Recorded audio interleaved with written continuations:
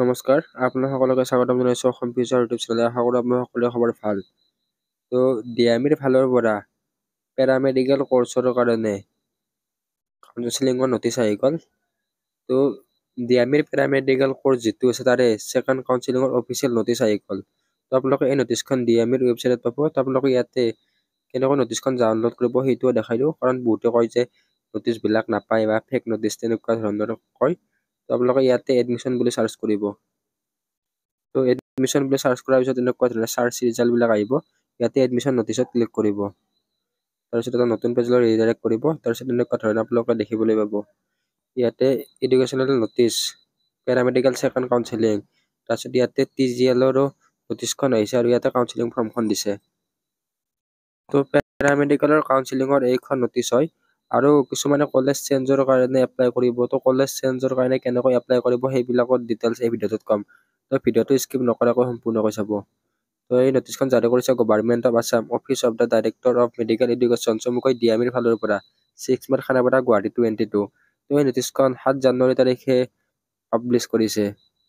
Educational notice, second round offline counselling for selection of candidate for admission into first year diploma in paramedical course session 2024। তো this is general ইনফৰমেশ্যনটো আপোনালোকে এইবিলাক পঢ়ি চাব। তো কাউন্সেলিঙৰ তাৰিখকেইটা হৈছে 17 জানুৱাৰী, 18 জানুৱাৰী, 20 জানুৱাৰী আৰু 21 জানুৱাৰী 2025। তো জানুৱাৰীৰ 17, 18, 20 আৰু 21 এই 4টা দিনত কাউন্সেলিং হ'ব। তো ইয়াতে 19 জানুৱাৰীটো ছানডে আছে, তো ছানডে কাউন্সেলিং নহয়। শুক্ৰ, শনি, সোম আৰু মঙলবাৰ এই 4টা বাৰত কাউন্সেলিংটো হ'ব। তো ইয়াতে কি কি ডকুমেণ্ট লাগিব?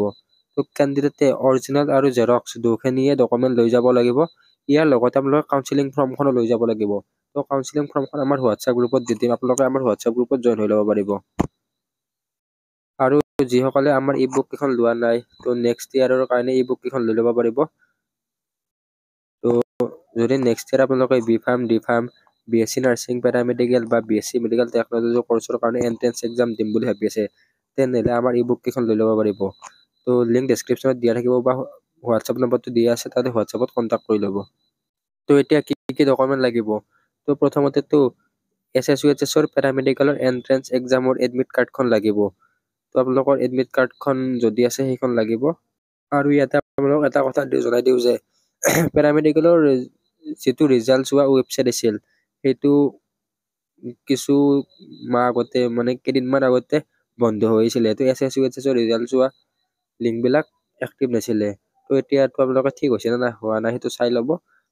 তাতে আপোনালোকৰ এডমিট কাৰ্ডখন যদি নতুনকৈ ডাউনলোড কৰিব লাগে তেনেহ'লে ডাউনলোড কৰিব পাৰিলে ডাউনলোড কৰি লৈ ল'ব। যদি আগৰ এডমিট কাৰ্ড আছে তেনেহ'লেতো ঠিকেই আছে। নেক্সট হৈ গ'ল হাই ছেকেণ্ডাৰীৰ মাৰ্কশ্বিট, তাৰপিছত মেট্ৰিকৰ admit card, pass certificate, marksheet.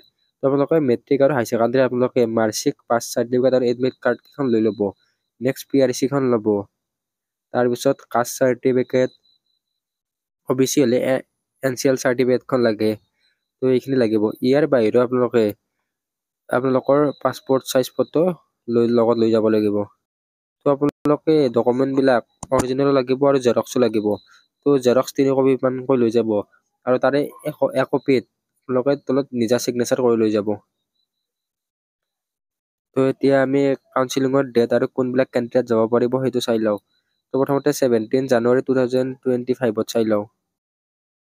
তো 17 জানুৱাৰীত যিসকল কেণ্ডিডেটে পেৰামেডিকেল যিটো diploma in paramedical entrance exam আছিল, সেইটো যদি 48 বা তাতকৈ ওপৰত পাইছিলে, তো তেওঁলোকে 17 জানুৱাৰী তাৰিখে যাব পাৰিব। নেক্সট মানে 48+ মাৰ্কৰখিনিয়ে 48টোক ইনক্লুড কৰি তেওঁলোকে 17 জানুৱাৰীত যাব পাৰিব। তো নেক্সট 18 জানুৱাৰী 18 জানুৱাৰী তাৰিখে যিসকলে পেৰামেডিকেল এণ্ট্ৰেন্স এক্সামত 41ৰ পৰা 47 মাৰ্ক, এইটো স্ক'ৰ ৰেংক নহয়, মাৰ্ক 41ৰ পৰা 47 মাৰ্কলৈকে আছে, তো তেওঁলোকে যাব পাৰিব। আৰু নেক্সট 20 জানুৱাৰী তাৰিখে যিসকল কেণ্ডিডেট, ইয়াত কোনো কেটেগৰীৰ কথা মেনশ্যন নাই, কোনো ধৰণৰ কেটেগৰী নালাগে।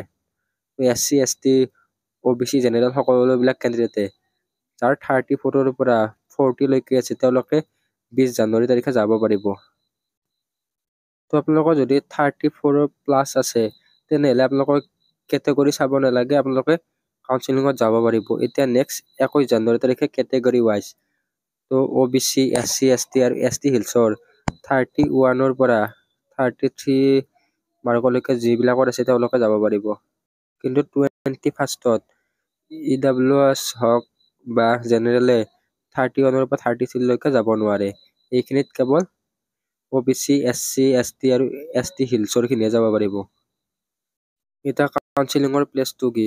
কাউন্সিলিঙৰ প্লেচটো হৈছে office of the director of medical education, চমুকৈ ডিএমইৰ অফিচত হ'ব। তো আপোনালোকে গুগল বা গুগল মেপছত ডিএমইৰ যিটো অফিচ আছে তাৰে লোকেশ্যনটো পাই যাব। এতিয়া কাউন্সিলিঙৰ টাইম ৰাতিপুৱা 10টা বজাৰ পৰা। তো প্ৰত্যেক দিনে ৰাতিপুৱা 10টা বজাৰ পৰা কাউন্সিলিংটো হ'ব। তো আপোনালোকে এখন কাউন্সিলিং ফৰ্ম লৈ যাব লাগিব। তো কাউন্সিলিং ফৰ্মখন আপোনালোকে ডিএমই ৱেবছাইটত পাই যাব, নহ'লে আমাৰ হোৱাটছআপ বা টেলিগ্ৰাম চেনেলত দি দিম, তো আপোনালোকে জইন হৈ ল'ব। লিংকবিলাক ডেছক্ৰিপশ্যনত দিয়া থাকিব। তো এতিয়া কাউন্সিলিং ফৰ্মখন আপোনালোকে ডিএমই ৱেবছাইটতে পাব, আমাৰ হোৱাটছআপ গ্ৰুপত দি দিম, চাই ল'ব পাৰিব। তো এতিয়া কাউন্সিলিং ফৰ্মখন কেনেকৈ ফিল আপ কৰিব? তো ইয়াতে আপোনালোকৰ নামটো ব্লক লেটাৰত দিব। নেক্সট ইয়াতে পাছপৰ্ট চাইজ ফটো, ইয়াতে লেফ্ট হেণ্ডৰ থাম্ব ইমপ্ৰেশ্যন দিব। নেক্সট 2 নম্বৰ পইণ্টটো বহুতে বুজি নাপায়। তো name of course, earlier allotted seat or college. যদি আপোনালোকে কলেজ চেঞ্জ কৰিব বিচাৰে তেনেহ'লে ইয়াতে আপোনালোকে লিখিব লাগিব। যদি ফাৰ্ষ্ট কাউন্সিলিঙত আপোনালোকে কোনখন কলেজত চিট পাইছে আৰু কি কৰ্চত চিট পাইছে সেইটো লিখিব লাগিব। যদি আপোনালোকে কলেজ চেঞ্জ কৰিব বিচাৰে তেনেহ'লে আপোনালোকে ছেকেণ্ড অপশ্যনটো ফিল আপ কৰিব। যদি এবাৰ ফাৰ্ষ্ট টাইমৰ কাৰণে কাউন্সিলিং কৰে তেতিয়াহ'লে ইয়াতে একো লিখিব নালাগে। আৰু 3 নম্বৰ পইণ্টটো ফাৰ্ষ্ট কাউন্সিলিঙত এটেণ্ড কৰাবিলাকে ফিল আপ কৰিব লাগিব। নেক্সট 4 নম্বৰটো পাৰ্মানেণ্ট এড্ৰেছ। তো ইয়াতে আপোনালোকৰ এড্ৰেছখিনি দি দিব। নেক্সট ইয়াতে আপোনালোকৰ পিন নম্বৰ, মোবাইল নম্বৰ দি দিব আৰু ইয়াতে আপোনালোকে ইমেইলটো দি দিব। তো ইয়াতে টেলিফোন উইথ STD কোড এইটো নালাগে। নেক্সট পেৰামেডিকেল এণ্ট্ৰেন্স এক্সামৰ ৰোল নম্বৰ, এণ্ট্ৰেন্স এক্সামৰ ৰেংক আৰু ইয়াতে এণ্ট্ৰেন্স এক্সামৰ মাৰ্ক লাগিব। ইয়াতে ডেট অফ বাৰ্থ DD, তাৰপিছত Y, ইয়াতে চনটো দি দিব। তো এজটো 31/12/2024 হিচাপত যিমান হয় এইটো ইয়াতে এজটো দি দিব। তো আপোনালোকে এজটো ডাইৰেক্ট এজ কেলকুলেটৰ গুগলত এজ কেলকুলেটৰ মাৰিলে তাৰ পৰাও ডাইৰেক্ট ওলাই ল'ব পাৰিব। Next year of passing high secondary. তো আপোনালোক হাই ছেকেণ্ডাৰী কেতিয়া পাছ কৰিছে এইটো দিব লাগিব। তো name of the college or school from where pass high secondary. তো ইয়াতে হাই ছেকেণ্ডাৰী পাছ কলেজখনৰ নাম লিখিব লাগিব। তো নেক্সট ইয়াতে সুধিছে are you a permanent resident of Assam if yes enclose certificate. ইয়াতে সুধিছে যে আপোনালোকে অসমৰ স্থায়ী বাসিন্দা হয়নে নহয়। ইয়াতে এছ হ'ব। তো এছটোত এছ ক্লিক কৰিব আৰু ইয়াতে আপোনালোকে PRC-খন ছাবমিট কৰিব লাগিব। আৰু ইয়াতে হৈছে do you belongs to any reserve category. তো আপোনালোকে ৰিজাৰ্ভ কেটেগৰীৰ পৰা হয়নে নহয় সেইটো সুধিছে। তো SC, ST, OBC, SC, physically handicap, চাৰিৰীয়া, TGL, unemployed family quota, EWS ইয়াৰ পৰা বিলং কৰিলে এছ বুলি দিব, নহ'লে যদি কেৱল জেনেৰেল হয় তেনেহ'লে নট ক্লিক কৰিব। তো বাকীকেইটা ইয়াতে যদি আছে এছ দি দিব। তো নেক্সট ইয়াতে আপোনালোকৰ ফিজিক্সত টোটেল মাৰ্ক কিমান আছিলে 100। তো কেমেষ্ট্ৰিত ইয়াতে কিমান মাৰ্ক এক্সামত দিছিলে সুধিছে, তাৰপিছত বায়'লজিত দিছে। এইকেইটা 100 হ'ব। আৰু ইয়াতে আপোনালোকে কিমান মাৰ্ক পাইছে সেইটো দিব লাগিব। তো আপোনালোকে PCBত কিমান মাৰ্ক পাইছে সেইটো ইয়াতে দিব লাগিব আৰু PCBৰ পাৰ্চেণ্টেজটো ইয়াতে দিব লাগিব। নেক্সট আপোনালোকে ইয়াতে ছিগনেচাৰ কৰিব লাগিব আৰু ইয়াতে ডকুমেণ্ট কি ছাবমিট কৰিব লাগিব। তো মেট্ৰিক আৰু হাই ছেকেণ্ডাৰীৰ মাৰ্কশ্বিট, চাৰ্টিফিকেট, মেট্ৰিকৰ এডমিট কাৰ্ড, PRC আৰু ৰিজাৰ্ভ চাৰ্টিফিকেট এইখিনি আপোনালোকে ইয়াতে ছাবমিট কৰিব লাগিব। আৰু যদি আপোনালোকে কলেজ চেঞ্জৰ কাৰণে এপ্লাই কৰিছে মানে ফাৰ্ষ্ট কাউন্সিলিঙত পৰিছে তেনেহ'লে আপোনালোকৰ যদি ফাৰ্ষ্ট কাউন্সিলিঙৰ এডমিশ্যন ৰিচিপ্টখন আছে সেই এডমিশ্যন ৰিচিপ্টখন লৈ যাব। তো এতিয়া কাউন্সিলিঙত কোন যাব কমেণ্ট কৰি জনাব।